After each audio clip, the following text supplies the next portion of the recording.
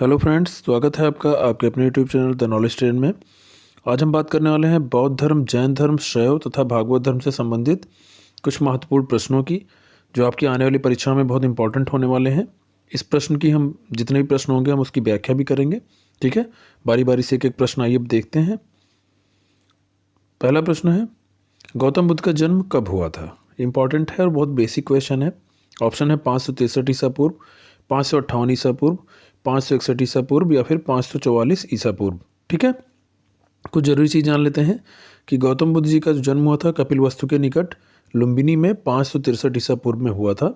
इनके पिताजी का नाम शुद्धोधन था, वो शाक्यगढ़ के प्रधान थे, और इनकी माता का नाम माया देवी था जो कोलिय गणराज्य की कन्या थी। ठीक है, बचपन में इनका नाम सिद्धार्थ था, सबको पता है। ठीक है, तो इसका करेक्ट आंसर हो जाएगा 563 ईसा पूर्व। अगला क्वेश्चन है, बुद्ध के जीवन की किस घटना को महाभिनिष्क्रमण के रूप में जाना जाता है? ऑप्शन है महापरिनिर्वाण, जन्म, गृह त्याग या फिर प्रथम प्रबोधन। ठीक है, तो महाभिनिष्क्रमण जो है वो गृह त्याग के रूप में इसको जाना जाता है। ठीक है, जब इन्होंने गृह त्याग किया था 29 वर्ष की अवस्था में इन्होंने घर छोड़ा था। ठीक है, अगला है, गौतम बुद्ध की माँ किस वंश से संबंधित थी? तो अभी हम लोगों ने जिक्र किया पहले ही क्वेश्चन में, शाक्य वंश, माया वंश, लिच्छवी वंश या फिर कोलीय वंश। तो गौतम बुद्ध की जो माँ थी माया देवी, ये कोलीय गणराज्य की कन्या थी। ठीक है, इसका आंसर हो जाएगा कोलीय वंश। अगला है, निम्न में से कौन सा नाम बुद्ध का दूसरा नाम है? पार्थ, प्रछन्न, मिहिर या फिर गुडाकेश। तो देखिए, बुद्ध जी का कई नाम हैं इनके। सबसे पहले तो इनके बचपन का नाम सिद्धार्थ था। इनको शाक्य मुनि, तथागत आदि नामों से भी जाना जाता है। अगर क्वेश्चन आता है कि प्रछन्न बौद्ध किसे कहते हैं, तो आप कहेंगे कि शंकराचार्य को। और क्वेश्चन है कि प्रछन्न किसे कहते हैं, तो आप कहेंगे बुद्ध को। ठीक है, तो बुद्ध का दूसरा नाम क्या है? प्रछन्न है। ठीक है, अगला है, किस राजवंश के अभिलेख से इस परंपरा का समर्थन होता है कि लुम्बिनी शाक्यमुनि बुद्ध का जन्म स्थान था? ठीक है, मौर्य, शुंग, सातवाहन या फिर कुषाण। क्वेश्चन है कि किस राजवंश के अभिलेख से। ठीक है, तो इन चारों वंशों में से किसी वंश के अभिलेख से पता चलेगा। तो जो मौर्य शासक थे, मौर्य वंश के शासक अशोक, उनका एक अभिलेख है रुम्मिनदेही अभिलेख। रुम्मिनदेही अभिलेख में सूचना मिलती है कि जो शाक्य मुनि बुद्ध हैं इनका जन्म स्थान लुम्बिनी था। ठीक है, तो इसका करेक्ट आंसर हो जाएगा मौर्य। ठीक है, और रुम्मिनदेही अभिलेख भी जो है गौतम बुद्ध से संबंधित है, याद रखिएगा। रुम्मिनदेही अभिलेख जो है अशोक का है। ठीक है, अगला है, महात्मा बुद्ध का महापरिनिर्वाण कहाँ हुआ था? लुम्बिनी में, बोध गया में, कुशीनगर में या फिर कपिलवस्तु में। ठीक है, तो जो महात्मा बुद्ध जी का महापरिनिर्वाण हुआ था वो कुशीनगर में हुआ था। पहले इसको कुशीनारा भी कहते थे। ठीक है, तो ये हुआ था कि इन्होंने पहला उपदेश अपना सारनाथ में दिया था, और उसके बाद में ये बौद्ध धर्म का प्रचार करते करते कपिलवस्तु, राजगृह, वैशाली, कौशल, इन सब राज्यों में गए थे।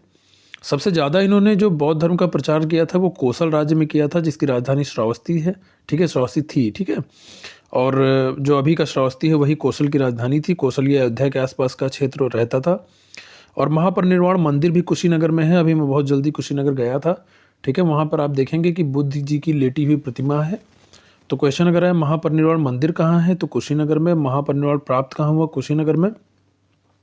तो उसमें ये हुआ कि बुद्ध जी जो थे ये अपने धर्म का प्रचार करते हुए मल्लों की जो राजधानी थी पावापुरी वहाँ पहुँचे। वहाँ पर चुंद नामक लुहार की जो एक आम की बगिया थी, आम्र वाटिका थी, वहाँ पर ठहरे। तो वहाँ पर चुंद ने इनको सुअर का मांस खिला दिया था। ठीक है, तो इनको रक्ततिसार जो है एक बीमारी होती है वो हो गई, जिससे आमतौर पर पेचिस कहा जाता है। तो इनको बहुत भयानक दर्द हुआ, और उसके बाद में ये जो है वहाँ से पावापुरी से कुशीनगर आ गए थे। और कुशीनगर में ही, जिसको कुशीनारा कहते थे, वो मल्ल गणराज्य की राजधानी हुआ करती थी। वहीं पर इनको जो है महापरिनिर्वाण की प्राप्ति हुई थी। ठीक है, इसको याद रखिएगा। अगला है, निम्न राज्यों में से किनका संबंध बुद्ध के जीवन से था? अवंती, गांधार, कौशल या फिर मगध।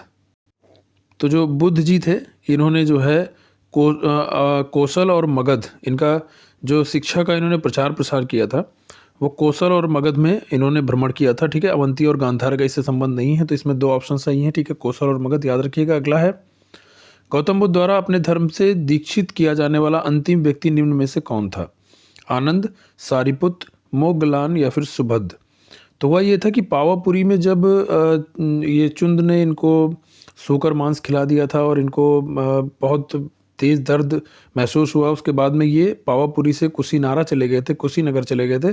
वहाँ पर इन्होंने सुभद्र को अपना अंतिम जो है वो उपदेश दिया था। ठीक है, तो अंतिम शिष्य अगर पूछा जाए कि कौन था जिसको गौतम बुद्ध जी ने दीक्षित किया, तो उसका करेक्ट आंसर हो जाएगा सुभद्र। ठीक है, अगला है, बुद्ध ने अपने जीवन की अंतिम वर्षा ऋतु कहाँ बिताई थी? ठीक है, तो इसका ऑप्शन है श्रावस्ती में, वैशाली में, कुशीनगर में या फिर सारनाथ में। तो बुद्ध ने अपने जीवन की अंतिम वर्षा ऋतु जो बिताई थी वैशाली में बिताई थी। ठीक है, याद रखिएगा। अगला है, आलार कलाम कौन थे? बुद्ध के एक शिष्य, एक प्रतिष्ठित बौद्ध भिक्षु, बुद्धकालीन शासक या फिर बुद्ध के एक गुरु?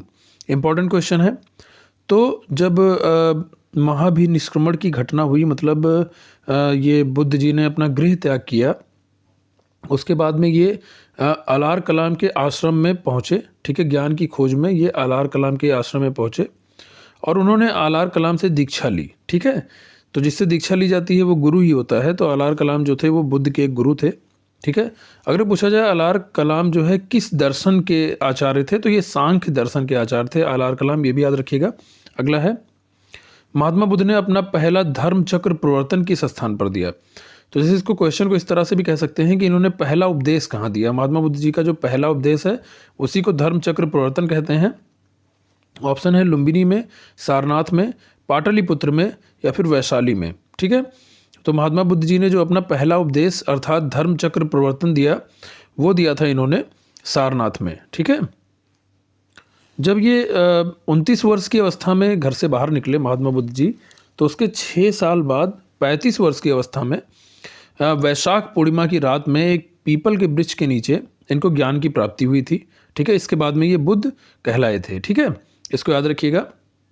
वहाँ से ये बौद्ध धर्म का प्रचार करते हुए सबसे पहले ऋषिपत्तन पहुँचे, जिसको सारनाथ कहते हैं अब, पहले उसका नाम ऋषिपत्तन था। वहाँ पर इन्होंने 5 ब्राह्मण सन्यासियों को पहला उपदेश दिया और जिसलिए इनको जो है उस जो पहले उपदेश है उसको धर्म चक्र प्रवर्तन कहा जाता है। अगला है, बुद्ध ने सर्वाधिक उपदेश दिए थे वैशाली में, श्रावस्ती में, कौशाम्बी में या फिर राजगृह में? इंपॉर्टेंट क्वेश्चन है, सबसे ज़्यादा उपदेश इन्होंने कहाँ दिए? तो इसका करेक्ट आंसर हो जाएगा श्रावस्ती में। और अभी मैंने थोड़ी देर पहले बताया था कि श्रावस्ती जो थी ये कोसल राज्य की राजधानी थी। ठीक है, यहीं पर बुद्ध ने सर्वाधिक उपदेश दिए थे। अगला प्रश्न है, बुद्ध कौशाम्बी किसके राज्यकाल में आए थे? शतानीक, उदयन, बोधि या फिर निचक्षु? ठीक है, तो जो बुद्ध थे ये कौशाम्बी आए थे उदयन के राज्यकाल में। ठीक है, इसको याद रखिएगा। अगला है, बुद्ध की मृत्यु के पश्चात प्रथम बौद्ध संगीत की अध्यक्षता की गई महाकश्यप द्वारा, धर्मसेन द्वारा, अजातशत्रु द्वारा या फिर नागसेन द्वारा? तो ये इंपॉर्टेंट क्वेश्चन है। इसमें 2 चीज़ें पूछी जाती हैं, चारों बौद्ध संगीति पूछी जाएगी, कहाँ पर हुई थी, फिर उसका शासक कौन था उस समय, और उसके बाद में उस संगीति का अध्यक्ष कौन था। तो मैंने अगर अध्यक्ष पूछा जाए, ठीक है, तो अध्यक्ष की एक ट्रिक है। ठीक है, अध्यक्षता किसने किसने की थी? तो अध्यक्ष की ट्रिक है, ऐसे आप याद रखिएगा कि MSMV। ठीक है, ये अध्यक्ष की ट्रिक है।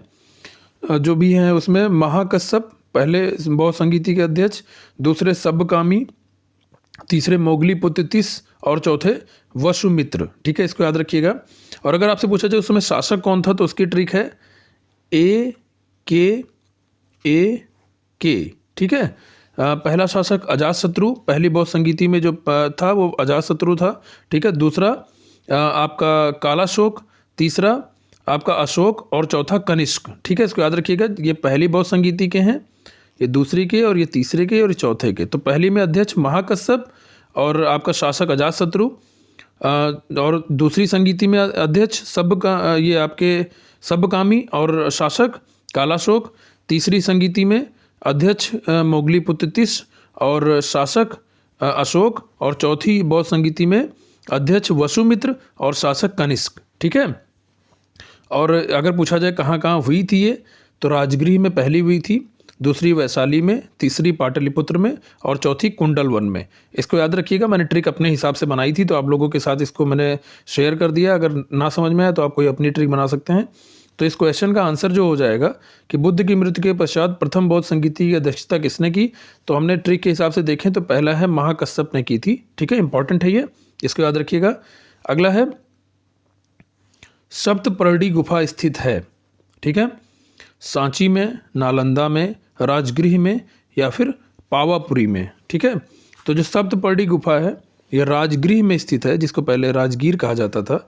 ठीक है, बिहार में नालंदा जो जिला है उसमें एक शहर है राजगीर, राजगृह कह सकते हैं। ठीक है, और ये जो है सप्तपर्णी गुफा राजगीर की बैभरा पहाड़ियों पर स्थित है। ठीक है, अगला है कश्मीर में कनिष्क के शासनकाल में जो बौद्ध संगीति का आयोजन हुआ उसकी अध्यक्षता किसने की थी।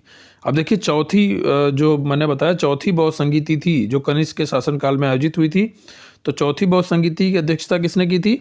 अगर हम ट्रिक पे जाएं तो क्या आएगा, जैसे ये MSMV था। ठीक है, चौथी बौद्ध संगीति में V आ रहा है तो आइडिया लग सकता है कि वसुमित्र। ठीक है, तो ऐसे अगर हम याद रखेंगे तो हमारी गलतियां थोड़ी कम होंगी। ठीक है, तो वसुमित्र इसका करेक्ट आंसर हो जाएगा। ठीक है, और कश्मीर के कुंडल वन में ये चौथी बौद्ध संगीति हुई थी कनिष्क के राज्यकाल में। ठीक है, इसको याद रखिएगा। वसुमित्र इसके अध्यक्ष थे और अश्वघोष जो थे इसके उपाध्यक्ष थे। ठीक है, और इसी बौद्ध संगीति में हीनयान और महायान में बौद्ध धर्म जो है दो संप्रदायों में विभक्त हो गया था। ठीक है, इसको याद रखिएगा। अगला है बौद्ध धर्म की महायान शाखा औपचारिक रूप से किसके शासनकाल में प्रकट हुई। अजातशत्रु, अशोक, धर्मपाल या फिर कनिष्क। अभी मैंने बताया कि चौथी बौद्ध संगीति जिसके अध्यक्ष वसुमित्र थे और कनिष्क का शासनकाल था, उसी में बौद्ध धर्म हीनयान और महायान नामक दो शाखाओं में बंट गया था। तो इस क्वेश्चन का आंसर क्या हो जाएगा, बौद्ध धर्म की महायान शाखा औपचारिक रूप से किसके शासनकाल में प्रकट हुई, कनिष्क के शासनकाल में, क्योंकि हीनयान और महायान में चौथी बौद्ध संगीति में ही बौद्ध धर्म बटा था। ठीक है, अगला है निम्न चार बौद्ध संगीतियों का सही क्रम नीचे दिए गए कूट से ज्ञात करें। वैशाली, राजगृह, कुंडलवन, पाटलिपुत्र। तो मैंने अभी आपको बताया थोड़ी देर पहले ही कि पहली बौद्ध संगीति राजगृह में हुई थी, दूसरी वैशाली में हुई थी, तीसरी पाटलिपुत्र में हुई थी और चौथी कुंडलवन में। तो पहले पे 2 आ जाएगा, दूसरे पे 1 आ जाएगा और तीसरे नंबर पे 4 आ जाएगा और चौथे नंबर पे 3 आ जाएगा। तो 2, 1, 4, 3 जिसमें होगा वही इसका करेक्ट आंसर हो जाएगा। ठीक है, ये वाला, इसको आप लोग ऐसे याद कर लीजिएगा। ठीक है, शासक और अध्यक्ष और कहाँ कहाँ संगीतियाँ हुई थी, इससे एक प्रश्न जरूर पूछा जाता है। अगला है बुद्ध के जीवन की 4 महत्वपूर्ण घटनाओं और उनसे संबंधित 4 स्थानों को मिलाएं। ठीक है, एक तरफ लिखा है जन्म, ज्ञान प्राप्ति, प्रथम प्रवचन, निधन, और दूसरी तरफ लिखा है सारनाथ, बोध गया, लुम्बिनी और कुशीनगर। तो देखिए अभी हम लोगों ने इसमें से काफ़ी क्वेश्चन पहले कर लिए हैं। ठीक है, तो जन्म कहाँ हुआ था। ठीक है, बिल्कुल इजी है, जन्म इनका लुम्बिनी में हुआ था, बिल्कुल आसान है। और उसके बाद में हमने और क्या क्या पढ़ा है, प्रथम प्रवचन जिसको धर्म चक्र प्रवर्तन कहते हैं, ये कहाँ हुआ था, प्रथम प्रवचन कहाँ दिया था इन्होंने, सारनाथ में दिया था। ठीक है, इसका भी क्वेश्चन हम लोग कर चुके हैं अभी। निधन इनका कहाँ हुआ था, जिसको महापरिनिर्वाण कहते हैं, कुशीनगर में हुआ था। ठीक है, अब एक ऑप्शन बचता है हमारा ज्ञान प्राप्ति, जो इनको बोध गया में हुई थी। तो इस तरीके से भी हम थोड़ा सा लिंक करके क्वेश्चन सॉल्व कर सकते हैं। ठीक है, अगला है भारतीय कला में बुद्ध के जीवन की किस घटना का चित्रण मृग सहित चक्र द्वारा किया गया है। इंपॉर्टेंट क्वेश्चन है। ठीक है, महाभिनिष्क्रमण, संबोधि, प्रथम उपदेश या फिर निर्वाण। ठीक है, बहुत इंपॉर्टेंट क्वेश्चन है। इन्होंने जो प्रथम उपदेश दिया था उसका जो चित्रण है वो मृग सहित चक्र द्वारा किया गया है। ठीक है, सारनाथ में इसका चित्रण किया गया है, तो प्रथम उपदेश इसका आंसर हो जाएगा। अगला है सूची 1 को सूची 2 से मिलाएं। सूची 1 में चिन्ह दिया है, सूची 2 में अर्थ दिया हुआ है। एक तरफ लिखा है जन्म, प्रथम प्रवचन, महाबोधि, त्याग, और दूसरी तरफ लिखा हुआ है बोधि वृक्ष, धर्म चक्र प्रवर्तन, घोड़ा और कमल। तो देखिए अभी हम क्वेश्चन सॉल्व करने का सबसे अच्छा तरीका क्या है कि हमने अभी तक क्या क्या किया है। सिर्फ हमने अभी देखा कि क्वेश्चन थोड़ा नए टाइप का है, लेकिन प्रथम प्रवचन और एक साइड में धर्म चक्र प्रवर्तन लिखा हुआ है, तो हम सबसे पहले इसको मिला देते हैं। ठीक है, एक ऑप्शन हमारा खत्म हो जाता है। उसके बाद में बचा क्या, जन्म, महाबोधि, त्याग, और दूसरी तरफ बोधि वृक्ष, घोड़ा और कमल। ठीक है, तो जन्म जो हुआ था महात्मा बुद्ध जी का वो कमल से उसको मिलाते हैं। ठीक है, महाबोधि बोधि वृक्ष से मिलाएंगे। ठीक है, और त्याग जो है घोड़ा से मिलाएंगे। इसको याद रखिएगा, ठीक है, इंपॉर्टेंट है। अगला है करमापा लामा तिब्बत के बुद्ध संप्रदाय के किस वर्ग का है? ठीक है, ये पीसीएस में पूछा गया क्वेश्चन है, इसलिए मैंने इसको डाल दिया इसमें। गेलुग्बा, कांग्युपा, साकेपा या फिर लिंग मापा। तो जो आपका करमापा लामा है ये जो है कांग्युपा वर्ग का है। ठीक है, इसको याद रखिएगा, ऐसे ही याद रखिएगा। अगला है निम्न में से कौन सा बौद्ध पवित्र स्थल निरंजना नदी के किनारे स्थित है? बोध गया, कुशीनगर, लुम्बिनी या फिर ऋषिपत्तन। ठीक है, तो निरंजना नदी के किनारे जो पवित्र बौद्ध स्थल है वो बोध गया है। ठीक है, और आधुनिक जो अभी फाल्गु नदी जिसको बोलते हैं उसी को पहले हम निरंजना नदी कहते थे। ठीक है, अगला है बुद्ध के उपदेश किससे संबंधित हैं? आत्मा संबंधी विवाद से, ब्रह्मचर्य से, धार्मिक कर्मकांड से या फिर आचरण की शुद्धता से। ठीक है, तो इंपॉर्टेंट क्वेश्चन है। महात्मा बुद्ध के जो उपदेश हैं वो आचरण की शुद्धता और पवित्रता से संबंधित हैं। ठीक है, इसको याद रखिएगा, इंपॉर्टेंट क्वेश्चन है। अगला है निम्न में से कौन बुद्ध के जीवन काल में ही संघ प्रमुख होना चाहता था? ठीक है, देवदत्त, महाकश्यप, उपाली या फिर आनंद। ठीक है, तो इसका करेक्ट आंसर हो जाएगा देवदत्त। देवदत्त जो है जब बुद्ध जी थे तो उन्हीं के जीवन काल में ही ये संघ प्रमुख होना चाहता था। ठीक है, तो ये बुद्ध जी का चचेरा भाई था। देवदत्त जो था बुद्ध का चचेरा भाई था। पहले इसने उनसे शिक्षा ग्रहण की, उनका अनुगत बना और उसके बाद में ये उनका विरोधी बन गया। ठीक है, ये चाहता था कि बुद्ध को हटाकर स्वयं संघ का प्रधान बन जाए, लेकिन इसमें इसको सफलता नहीं मिली। ठीक है, अगला है गौतम बुद्ध ने अपनी मृत्यु के उपरांत बौद्ध संघ के नेतृत्व के लिए निम्न में से किसे नामित किया था? आनंद, महाकश्यप, उपाली या फिर इनमें से कोई नहीं। ठीक है, तो ये बहुत ही इंपॉर्टेंट क्वेश्चन है। इसमें से जितने भी नाम दिए हैं महात्मा बुद्ध जी ने किसी को नामित नहीं किया था। अपनी मृत्यु के उपरांत बौद्ध संघ का नेतृत्व करने के लिए किसी को नामित नहीं किया था। उन्होंने कहा था कि जब जो वहाँ पे विश्राम कर रहे थे ये कुशीनगर में अपने अंतिम समय में, तो इन्होंने बुद्ध जी ने भिक्षुओं को बुलाया और उनको उपदेश दिया। आनंद से इन्होंने कहा कि आनंद, शायद तुम ऐसा सोचो कि हमारे शास्ता चले गए, अब हमारा शास्ता नहीं है। ठीक है, आनंद ऐसा मत समझना, मतलब उनके कहने का मतलब ये था कि शायद तुम सोचो कि हमारे जो प्रधान थे, हमारे जो गुरु थे वो चले गए हैं, अपने जाने की बात कर रहे थे वो, कि अब मेरे जाने के बाद शायद तुम ऐसा सोचो कि हमारे शास्ता चले गए, अब हमारे शास्ता नहीं हैं।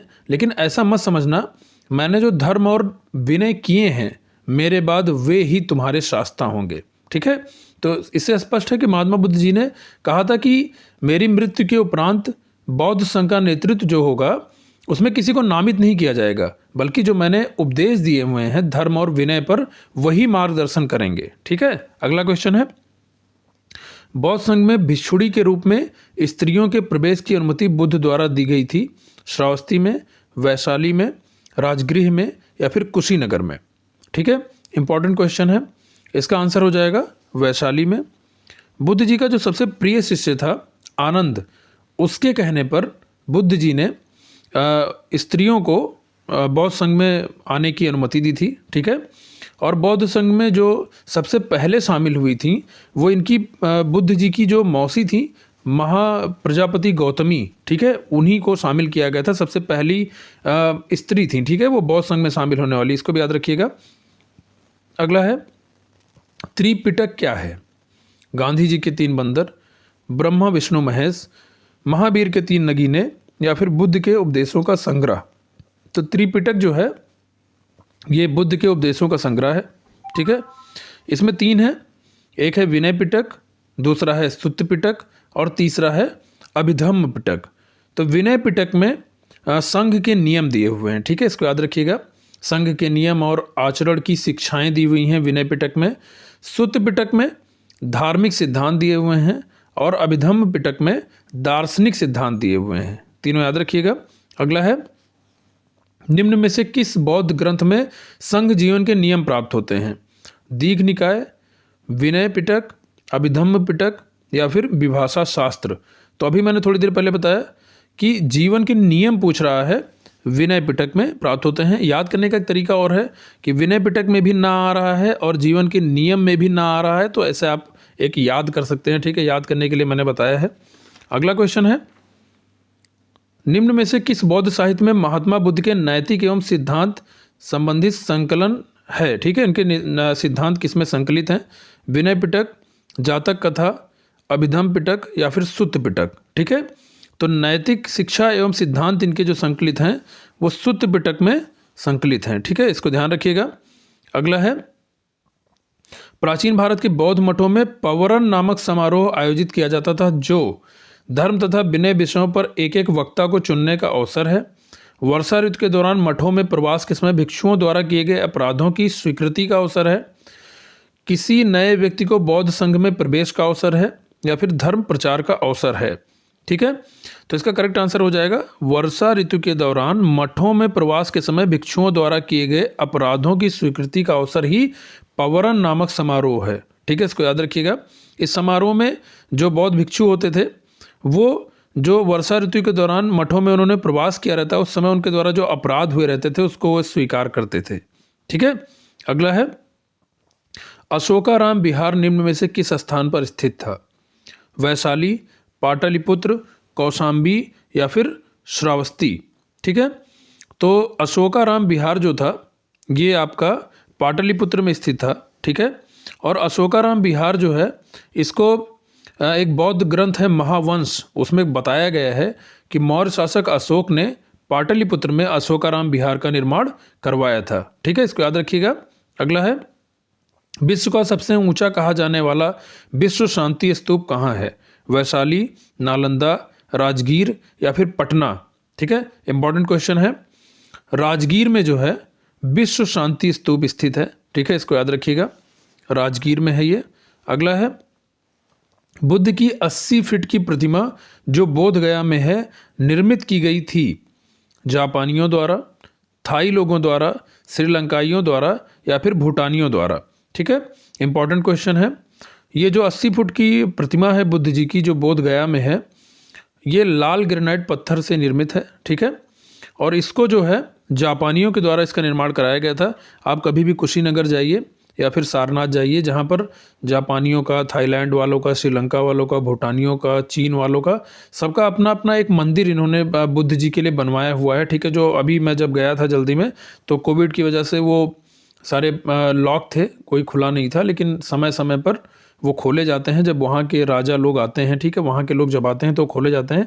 लेकिन इन सभी लोगों ने इन सब जगहों पे अपना अपना एक बुद्ध जी को समर्पित करते हुए एक एक मंदिर बनवाया हुआ है, ठीक है।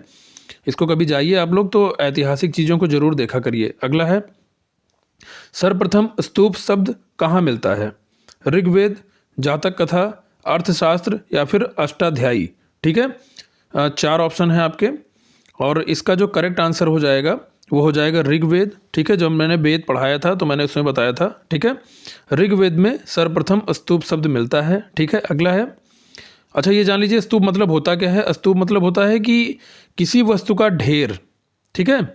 और इसमें जैसे स्तूप में क्या है कि इसमें कई सारी चीज़ें रखी हुई हैं, ठीक है। बुद्ध जी जो थे उनके जो अवशेष थे उसको उनके शिष्यों ने ले जाके जगह जगह पे स्तूपों में रखा हुआ है, ठीक है। तो कई जगह पे स्तूप भी हैं, जैसे यहाँ कुशीनगर में है, सारनाथ में है, सांची का स्तूप है, ठीक है, ये सारे स्तूप भी हैं। अगला है, निम्न में से किसे एशिया के ज्योतिपुंज के तौर पर जाना जाता है? गौतम बुद्ध को, महात्मा गांधी को, महावीर स्वामी को या फिर स्वामी विवेकानंद को, ठीक है। गौतम बुद्ध को, महात्मा गांधी को, महावीर स्वामी को या फिर स्वामी विवेकानंद को, ठीक है। तो इसका करेक्ट आंसर हो जाएगा कि गौतम बुद्ध जी को एशिया का ज्योतिपुंज कहा जाता है, ठीक है। और जो एडविन अर्नॉल्ड हैं उन्होंने बुद्ध के जीवन पर एक लाइट ऑफ एशिया नामक काव्य पुस्तक की रचना की थी, ठीक है। तो उन्होंने एशिया के ज्योतिपुंज कहा है गौतम बुद्ध जी को। अगला है, संसार अस्थिर और क्षणिक है का निम्न में से किससे संबंध है? बौद्ध, जैन, गीता या फिर वेदांत?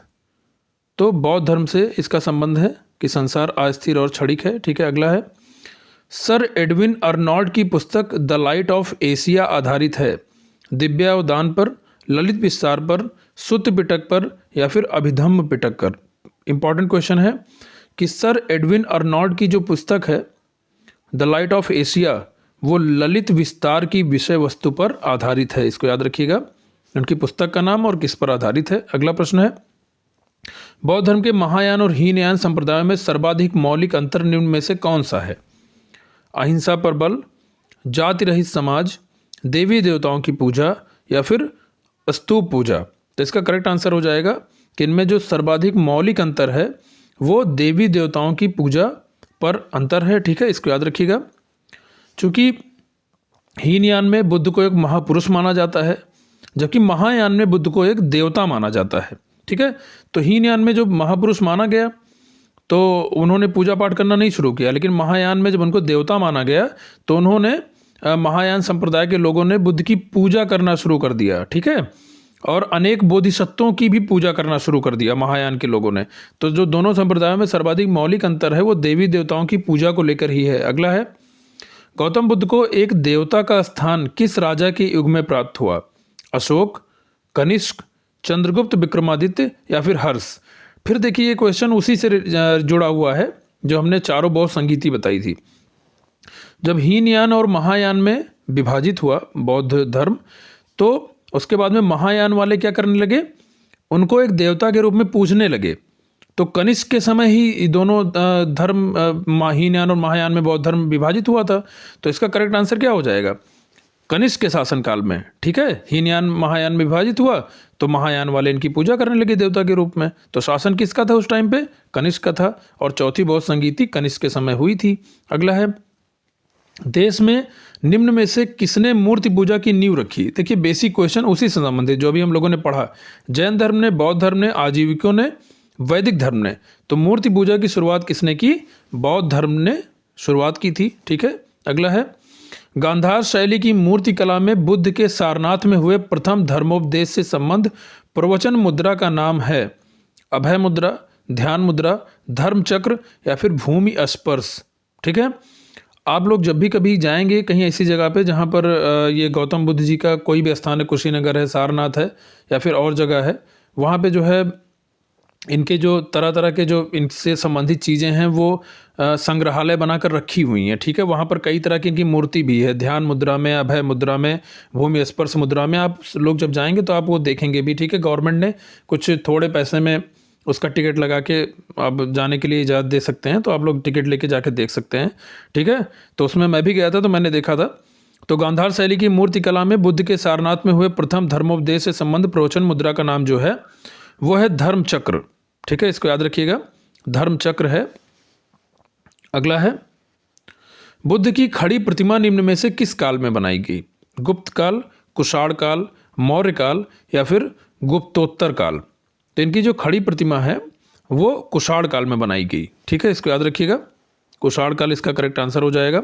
अगला है, भूमि स्पर्श मुद्रा की सारनाथ बुद्ध मूर्ति संबंधित है मौर्य काल से, शुंग काल से, कुषाण काल से या फिर गुप्त काल से। तो जो भूमि स्पर्श मुद्रा है वो गुप्त काल से संबंधित है, इसको याद रखिएगा। अगला है, महायान बौद्ध धर्म में बोधिसत्व अवलोकितेश्वर को और किस अन्य नाम से जाना जाता है? वज्रपाणी, मंजूश्री, पद्मपाणी या फिर मैत्रेय।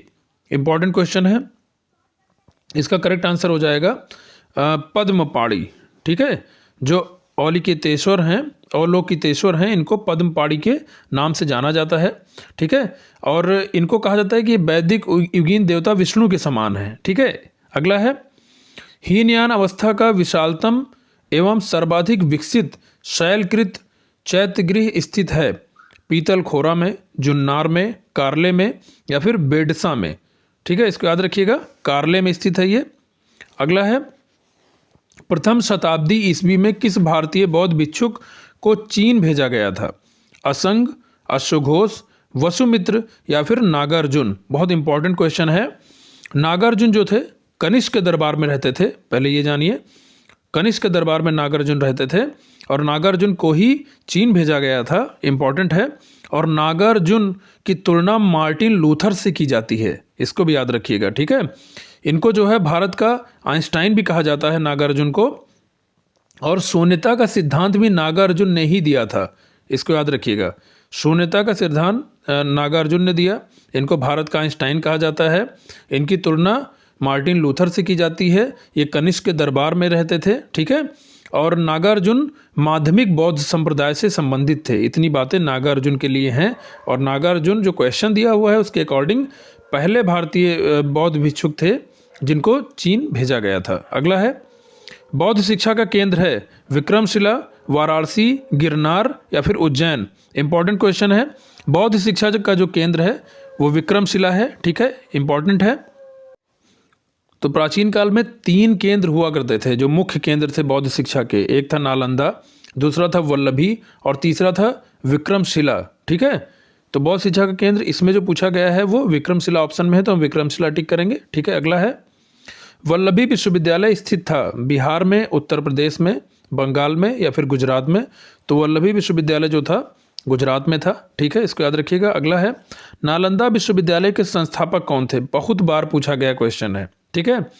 चंद्रगुप्त, विक्रमादित्य, कुमारगुप्त, धर्मपाल या फिर पुष्यगुप्त। तो इसका करेक्ट आंसर हो जाएगा कि नालंदा विश्वविद्यालय के संस्थापक जो थे वो कुमारगुप्त थे, ठीक है, इसको याद रखिएगा। कुमारगुप्त प्रथम जो थे इन्होंने महेंद्रादित्य की उपाधि धारण की थी, ठीक है। अगला है, नौ नालंदा महाविहार, ठीक है, नालंदा नहीं है, नौ नालंदा है, याद रखिएगा। नौ नालंदा महाविहार किसके लिए विख्यात है? वैशांग स्मारक, महावीर का जन्म स्थान, पाली अनुसंधान संस्थान या फिर संग्रहालय। तो नौ नालंदा महाविहार जो है ये पाली अनुसंधान संस्थान के लिए विख्यात है, ठीक है। इसको 1951 में बिहार की सरकार ने नालंदा में स्थापित किया था। और इसमें ये बौद्ध और जो बौद्ध एवं पाली अनुसंधान संस्थान वहीं पे स्थित है, ठीक है। कहाँ पे? नालंदा में। और यहाँ पे श्रीलंका, जापान, कोरिया, तिब्बत, भूटान, यहाँ पर से जो है लोग आते हैं पढ़ाई करने के लिए, ठीक है, इसको ध्यान रखिएगा। अगला है, निम्न में से कौन सी बात बौद्ध और जैन धर्म में समान नहीं है? अहिंसा, वेदों के प्रति उदासीनता, आत्मदमन या फिर रीति रिवाजों की अस्वीकृति, ठीक है, इंपॉर्टेंट क्वेश्चन है। कौन सी बात बौद्ध और जैन धर्म में समान नहीं, ये पूछा है। तो आत्मदमन जो है ये बौद्ध और जैन धर्म में समान नहीं है। अगला प्रश्न है, भगवान बुद्ध ने 4 आर्य सत्यों का प्रतिपादन किया, उन्हें सही क्रम में लगाएं। दुख है, दुख का निरोध है, दुख निरोध का मार्ग है, दुख का कारण है। जब भी आप सारनाथ जाएंगे वहाँ पे जो है ये लिखा हुआ है, चारों लिखे हुए हैं, लाइन से लिखे हुए हैं, ये आपको लाइन से मिलाना है, ठीक है। तो इसका पहला ऑप्शन जो इसमें है कि दुख है, तो पहला तो कारण यही है कि 4 आर्य सत्यों में पहला जो है वो दुख है, और दूसरा है दुख का कारण है, ठीक है, दूसरा है दुख का कारण है, तीसरा है कि दुख का निरोध है, और चौथा है दुख निरोध का मार्ग है। तो इसका करेक्ट आंसर हो जाएगा ADBC, अर्थात पहला ऑप्शन इसका करेक्ट हो जाएगा, ठीक है। अगला है, बौद्ध और जैन धर्म दोनों ही धर्म विश्वास करते हैं कि कर्म और पुनर्जन्म सिद्धांत सही है, मृत्यु के बाद ही मोक्ष संभव है, स्त्री और पुरुष दोनों ही मोक्ष प्राप्त कर सकते हैं, या फिर जीवन में मध्यम मार्ग ही सर्वश्रेष्ठ है, ठीक है। बताना है कि दोनों धर्म किस में विश्वास करते हैं, ठीक है। तो इसका करेक्ट आंसर हो जाएगा, बौद्ध और जैन धर्म दोनों ही धर्म विश्वास करते हैं कि कर्म और पुनर्जन्म सिद्धांत सही है, ठीक है, इसको याद रखिएगा। अगला है, निम्न कथनों पर विचार करें एवं चैत्य तथा बिहार में क्या अंतर है, इसे चुनें, ठीक है। बिहार पूजा स्थल होता था जबकि चैत्य बौद्ध भिक्षुओं का निवास स्थल है। दूसरा ऑप्शन है, चैत्य पूजा स्थल होता है जबकि बिहार निवास स्थान है। तीसरा है, दोनों में विशेषतः कोई अंतर नहीं है। और चौथा है, विहार एवं चैत्य दोनों ही निवास स्थान के रूप में प्रयोग हो सकते हैं, ठीक है। ये क्वेश्चन बहुत इंपॉर्टेंट है, बार बार पूछा गया है। तो इसका करेक्ट आंसर हो जाएगा, चैत्य पूजा स्थल होता है जबकि विहार निवास स्थान होता है, ठीक है। बौद्धों का जो है पूजा करने का स्थल जो होता है उसे चैत्य कहा जाता है, और बौद्धों के निवास स्थान को क्या कहते हैं? विहार कहते हैं, ठीक है। अगला प्रश्न है, सुल्तानी युग में बौद्धों की कौन सी शाखा सबसे प्रभावशाली थी? थेरवाद, हीनयान, वज्रयान या फिर तंत्रयान? बहुत इंपॉर्टेंट क्वेश्चन है। सुल्तानी युग में बौद्धों की जो सबसे प्रभावशाली शाखा थी वो वज्रयान थी, ठीक है। यहाँ पे बौद्ध धर्म से संबंधित क्वेश्चंस आपके खत्म होते हैं। अब हम जैन धर्म से संबंधित क्वेश्चन शुरू करते हैं, ठीक है। जैन धर्म के संस्थापक थे आर्य सुधर्मा, महावीर स्वामी, पार्श्वनाथ या फिर ऋषभदेव। ठीक है, तो इसमें जैन धर्म के जो मूल संस्थापक हैं या पहले तीर्थंकर हैं वो ऋषभदेव हैं, जिनका दूसरा नाम आदिनाथ भी है। ठीक है, और महावीर स्वामी 24वें तीर्थंकर थे। ठीक है, ये इन्होंने जो है बहुत योगदान दिया जैन धर्म के लिए। ठीक है, इन्होंने इसके आंदोलन का प्रवर्तन किया। तो जैन धर्म के संस्थापक ऋषभदेव थे। अगला प्रश्न है, जैन तीर्थंकर पार्श्वनाथ निम्न में से मुख्यतः किससे संबंधित हैं? वाराणसी, कौशाम्बी, गिरिब्रज या फिर चंपा।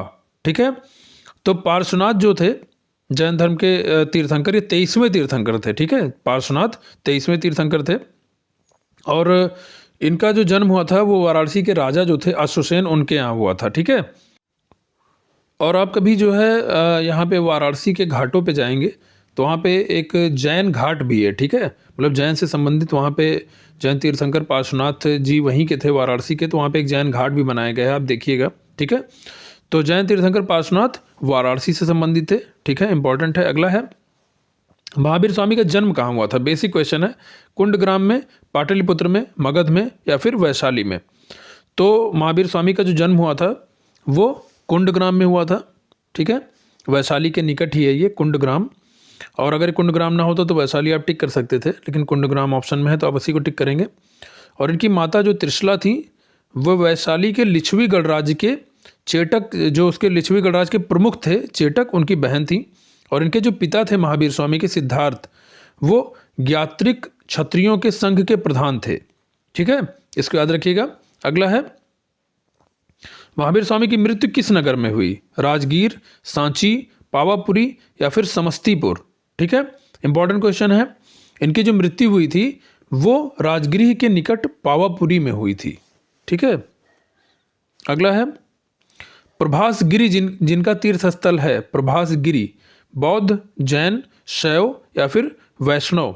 ठीक है, तो प्रभास गिरी जो है ये कौशाम्बी में है, इसको याद रखिएगा। प्रभास गिरी कौशाम्बी में है और ये जो है जैन धर्म के लोगों का पवित्र तीर्थ स्थल है। ठीक है, जैन धर्म के लोगों का। अगला है, जैन धर्म में पूर्ण ज्ञान के लिए शब्द है जिन, रत्न, कैवल्य या फिर निर्वाण? तो जैन धर्म में जब किसी को पूर्ण ज्ञान प्राप्त हो जाता है तो कहते हैं कि उसको कैवल्य की प्राप्ति हो गई है। ठीक है, पूर्ण ज्ञान का मतलब कैवल्य है। ठीक है, जैन धर्म में।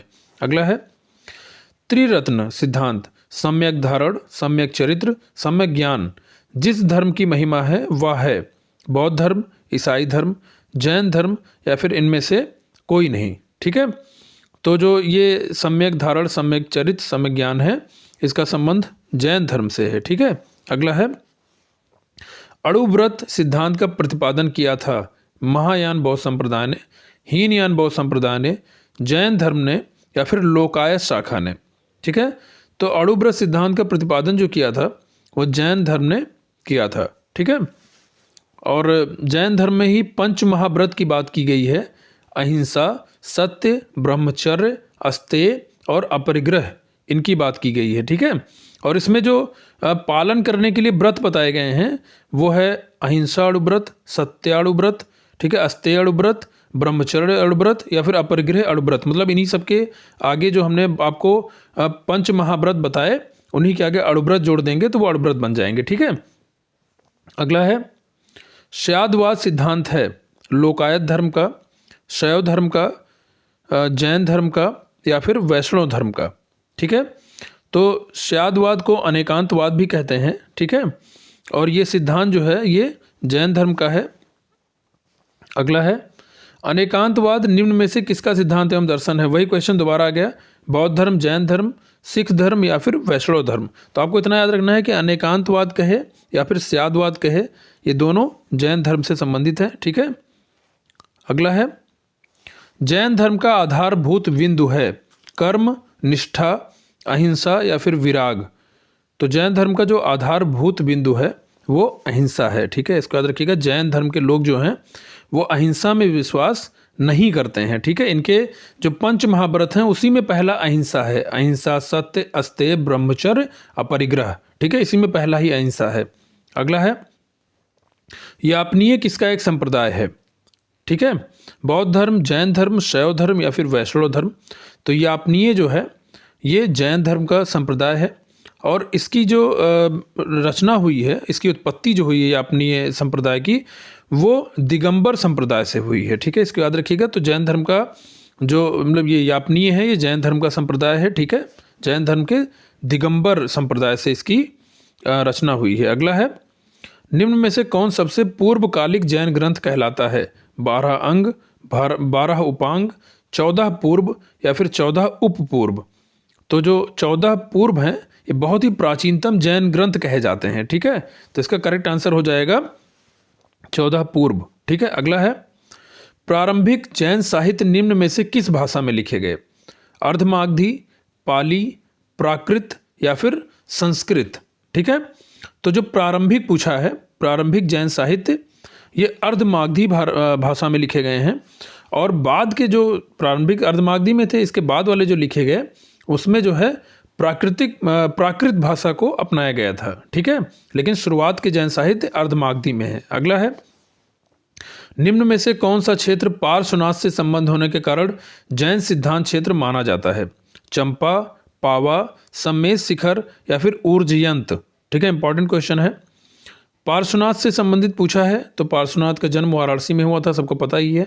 ठीक है, तो जो सम्मेद शिखर है वो जो है पार्श्वनाथ से संबंधित माना जाता है। ठीक है, अगला है, जैन संप्रदाय में प्रथम विभाजन के समय श्वेतांबर संप्रदाय के संस्थापक थे। इंपॉर्टेंट क्वेश्चन है। स्थूलभद्र, भद्रबाहु, कालकाचार्य या फिर देवर्धि क्षमा श्रवण। तो इसके करेक्ट आंसर तो हो जाएगा, प्रथम विभाजन के समय श्वेतांबर संप्रदाय के जो संस्थापक थे वो स्थूलभद्र थे। ठीक है, इसका करेक्ट आंसर तो स्थूलभद्र हो जाएगा। इसकी कुछ व्याख्या सुन लेते हैं। मौर्य काल चल रहा था, मौर्य का शासन था, उस समय मगध में बहुत ही भीषण अकाल पड़ा। ठीक है, और वहाँ पे जो रहने वाले लोग थे वो उसमें से कुछ अनुयायी बट गए। ठीक है, कुछ भद्रबाहु के साथ जो है अनुयायी दक्षिण चले गए और कुछ जो है यहीं पे स्थूलभद्र के साथ रह गए। ठीक है, जो चले गए दक्षिण, जो चले गए भद्रबाहु के साथ, वो दिगंबर कहलाए। ठीक है, और जो यहीं पे रह गए वो श्वेतांबर कहलाए। एक ये भी है कि जो स्थिर रह गए वो स्थूलभद्र के साथ थे और जो चले गए वो भद्रबाहु के साथ थे। ठीक है, इसको याद रखिएगा, क्योंकि जब भद्रबाहु वापस लौट के आए तो उन्होंने स्थूलभद्र से कहा कि भाई तुमने तो बहुत सारे नियम में ढील दे दी है। ठीक है, तो उन्होंने कहा कि हमें बांट लेना है, अब हम आपके साथ जो है जैन धर्म नहीं चला पाएंगे। तो श्वेतांबर और दिगंबर में जैन धर्म बटा। श्वेतांबर स्थूलभद्र का था और दिगंबर जो था वो भद्रबाहु का था। ठीक है, श्वेतांबर जो थे वो श्वेत वस्त्र धारण करते थे और दिगंबर जो थे वो निर्वस्त्र रहते थे। ठीक है, अगला है, भगवान महावीर का प्रथम शिष्य था जमाली, योशुद, विपिन या फिर प्रभास। तो भगवान महावीर का जो प्रथम शिष्य था वो जमाली था। ठीक है, जमाली। और इसी जमाली से जो एक पुत्री थी महावीर जी की, प्रियदर्शना, उसका विवाह जो है महावीर जी ने जमाली से करवाया था। ठीक है, इसको याद रखिएगा, करेक्ट आंसर हो जाएगा जमाली। जमाली जो है उनका दामाद भी था भगवान महावीर का। अगला है, समाधि मरण किस दर्शन से संबंधित है? समाधि मरण। ठीक है, बौद्ध दर्शन, जैन दर्शन, योग दर्शन या फिर लोकायत दर्शन। तो समाधि मरण जो है इसी को संलेखना पद्धति भी कहा जाता है। इसका संबंध जैन दर्शन से है। ठीक है, संलेखना पद्धति होती क्या है? ठीक है, इसमें जो मनुष्य है वो अपनी इच्छा से इस प्रथा को अपनाता है। जब व्यक्ति को ये लगने लगता है कि मृत्यु उसके करीब है तो वो खुद खाना पीना छोड़ देता है और अपने शरीर का त्याग कर देता है। ठीक है, इसी समाधि मरण को संलेखना भी कहा जाता है। ठीक है, अगला है, आजीवक संप्रदाय के संस्थापक थे आनंद, राहुल भद्र, मक्खली गोशाल या फिर उपाली। ठीक है, तो मक्खली गोशाल जो थे ये सबसे पहले मतलब शुरुआत में जब थे ये महावीर जी के शिष्य हुआ करते थे मक्खली गोशाल। लेकिन उसके बाद में उनसे कुछ मतभेद हो गया मक्खली गोशाल का महावीर जी से, तो इन्होंने महावीर जी की शिष्यता त्याग दी और आजीवक नामक एक नए संप्रदाय की रचना की। तो आजीवक संप्रदाय के संस्थापक मक्खली गोशाल थे। ठीक है, इसको याद रखिएगा। अगला प्रश्न है, संप्रदाय जो नियति की अटलता में विश्वास करता था, जैन, आजीवक, चारवाक या फिर बौद्ध। तो इसका करेक्ट आंसर हो जाएगा नियत की अटलता में विश्वास करने वाला संप्रदाय जो है वो आजीवक है। ठीक है, अगला प्रश्न है, बराबर की गुफाओं का उपयोग किसने आश्रय गृह के रूप में किया? बहुत ही इंपॉर्टेंट क्वेश्चन है, बार बार पूछा जाता है। आजीवकों ने, थारुओं ने, जैनों ने या फिर तांत्रिकों ने? तो मौर्य काल में पर्वत गुफाओं को काटकर निवास स्थान बनाया गया था, ठीक है। और अशोक जो थे, अशोक मौर्य वंश के जो शासक थे अशोक, वो और उनके पौत्र दशरथ, उन्होंने जो है आजीविकों के लिए आवास बनवाए थे नागार्जुन पहाड़ियों को कटवाकर, ठीक है, इसको याद रखिएगा। और अशोक के समय जो उन्होंने बराबर की पहाड़ी में गुफाओं का निर्माण कराया था अशोक ने, उसमें सुदामा की गुफा और करड़ चौपड़ नामक गुफा बहुत प्रसिद्ध है, ठीक है। तो बराबर की गुफाओं का उपयोग जो है वो किसके आश्रय गृह के रूप में हुआ? वो आजीविकों के आश्रय गृह के रूप में हुआ। वहाँ पर आजीवक रहते थे, ठीक है। मौर्य काल में ये बनवाई गई थी। अगला है, उत्तर प्रदेश में बौद्ध और जैनियों दोनों की प्रसिद्ध तीर्थस्थली है। देखिए ये क्वेश्चन यूपी स्पेशल के लिहाज से भी इम्पॉर्टेंट है और वैसे तो इम्पॉर्टेंट है ही है। सारनाथ, कौशाम्बी, कुशीनगर या फिर देवी पाटन? क्वेश्चन है कि बौद्ध एवं जैनियों दोनों की प्रसिद्ध तीर्थस्थली है, इम्पॉर्टेंट है। तो ये जो है कौशाम्बी है। यहाँ पर बौद्ध और जैन दोनों की जो है प्रसिद्ध तीर्थस्थली है ये, इसको याद रखिएगा। अगला है, हाँ, एक इम्पॉर्टेंट बात ये कि इसका नाम कौशाम्बी क्यों पड़ा? क्योंकि जैन ग्रंथ में लिखा हुआ है कि कुशाम्ब नामक वृक्ष यहाँ पर अधिकता में पाए जाते थे, इसीलिए इसका नाम कौशाम्बी पड़ा था, ठीक है, इसको याद रखिएगा। श्रवणबेलगोला में गोमतेश्वर की विशाल प्रतिमा किसने स्थापित करवाई थी? चामुंड राय ने, कृष्ण प्रथम ने, कुमार पाल ने या फिर तेजपाल ने? इंपॉर्टेंट क्वेश्चन है। तो इसका करेक्ट आंसर हो जाएगा चामुंड राय ने। तो जो श्रवणबेलगोला है ये कर्नाटक राज्य में स्थित है, ठीक है। यहाँ पे एक गंग वंश के शासक थे, उनका नाम रचमल्ल था, रचमल्ल। उनके शासनकाल में उनका एक मंत्री था चामुंड राय, उसने बाहुबली गोमतेश्वर की प्रतिमा का निर्माण करवाया था, ठीक है। ये जैन मूर्ति है, इसको याद रखिएगा। जो बाहुबली हैं ये प्रथम जैन तीर्थंकर ऋषभ देव के पुत्र माने जाते हैं। अगला है, महामस्तकाभिषेक किससे संबंधित है? बाहुबली, बुद्ध, महावीर या फिर नटराज? ठीक है। तो ये जैन धर्म का बहुत बड़ा उत्सव है महामस्तकाभिषेक जिसे कहा जाता है, और ये जो है बाहुबली जी से संबंधित है। बाहुबली जी के बारे में मैंने बताया अभी कि ये पहले तीर्थंकर ऋषभदेव के पुत्र माने जाते हैं, ठीक है। और कर्नाटक राज्य में हर 12 वर्ष पर महामस्तकाभिषेक का आयोजन किया जाता है।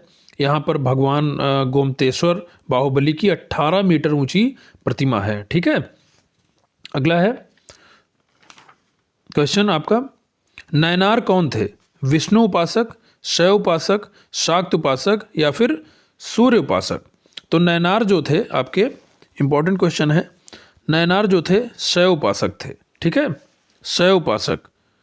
और अगर क्वेश्चन आ जाए अलवार कौन थे, ठीक है, तो अलवार वैष्णव उपासक थे, इसको भी याद रखिएगा, ठीक है। नयनार शैव उपासक, अलवार वैष्णव उपासक।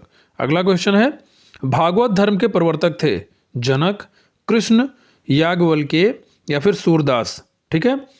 तो जो कृष्ण जी थे ये भागवत धर्म के प्रवर्तक थे, ठीक है। कहा जाता है कि ये वासुदेव के पुत्र होने के कारण इनका नाम वासुदेव कृष्ण भी पड़ा, और ये मुख्य रूप से मथुरा के निवासी थे। और इसके पहले मैंने जो वैदिक काल का क्लास करवाया है उसमें मैंने बताया है कि छांदोग्य उपनिषद में इनको देवकी पुत्र कहा गया है, ठीक है। तो भागवत धर्म के जो प्रवर्तक थे कृष्ण जी थे। अगला है, भागवत धर्म से संबंधित प्राचीनतम अभिलेख है, बहुत इंपॉर्टेंट क्वेश्चन है। समुद्रगुप्त का इलाहाबाद अभिलेख, हेलियोडोरस का बेसनगर अभिलेख, स्कंदगुप्त का भितरी अभिलेख या फिर मेहरौली स्तंभ अभिलेख? ठीक है, करेक्ट आंसर हो जाएगा भागवत धर्म से संबंधित प्राचीनतम अभिलेख है हेलियोडोरस का बेसनगर अभिलेख, ठीक है। इंपॉर्टेंट क्वेश्चन है इसमें एक ये मेहरौली स्तंभ अभिलेख है। ये जो मेहरौली स्तंभ है ये आपका दिल्ली में कुतुब मीनार का जो परिसर है उसके अंदर है ये मेहरौली स्तंभ। कभी जाइएगा तो देखिएगा इसको, ठीक है। इसकी क्वालिटी है कि इसमें जंग नहीं लगता है, ठीक है। अगला है, निम्न में से कौन प्रस्थान त्रयी में सम्मिलित नहीं है? ठीक है, भागवत, भगवत गीता, ब्रह्म सूत्र या फिर उपनिषद? तो इसमें से आपका भगवत गीता प्रस्थान त्रयी में है, ब्रह्म सूत्र भी है, उपनिषद भी है। भागवत जो है प्रस्थान त्रयी में सम्मिलित नहीं है, ठीक है। अगला है, रामायण के किस कांड में राम और हनुमान की पहली भेंट का वर्णन है? किष्किंधा कांड, ठीक है, सुंदरकांड, बाल कांड, इनमें से कोई नहीं। आप लोग सोचेंगे कि ये क्वेश्चन कैसे पूछ लिया गया, ठीक है, ये क्वेश्चन पीसीएस में पूछा गया है, तो ऐसे क्वेश्चन भी आते हैं। तो रामायण की जो रचना है वाल्मीकि जी ने की थी, सबको पता है। इसमें 7 कांड हैं, ठीक है, 7 अध्याय हैं, जिसमें से चौथा किष्किंधा कांड है, जिसमें राम और हनुमान जी की पहली भेंट का वर्णन है। तो इसका करेक्ट आंसर हो जाएगा किष्किंधा कांड, ठीक है। और अगर ये जो मैं क्लास ले रहा हूँ उसके बाद में क्वेश्चन आंसर करा रहा हूँ, आप लोग के लिए बहुत ही यूजफुल है। अगर आपको ये सीरीज़ अच्छी लग रही हो तो चैनल को सब्सक्राइब कर दें और वीडियो को शेयर कर दें, ठीक है। मिलते हैं अब अगला जो वीडियो मैं क्लास लूँगा, महाजनपद काल लेकर आऊँगा, उसमें महाजनपद काल के बारे में बताऊँगा, ठीक है। उसके बाद में मौर्य साम्राज्य, फिर उत्तर मौर्य साम्राज्य, इसकी बात करेंगे। तो अगले वीडियो में मिलते हैं, तब तक के लिए थैंक यू सो मच।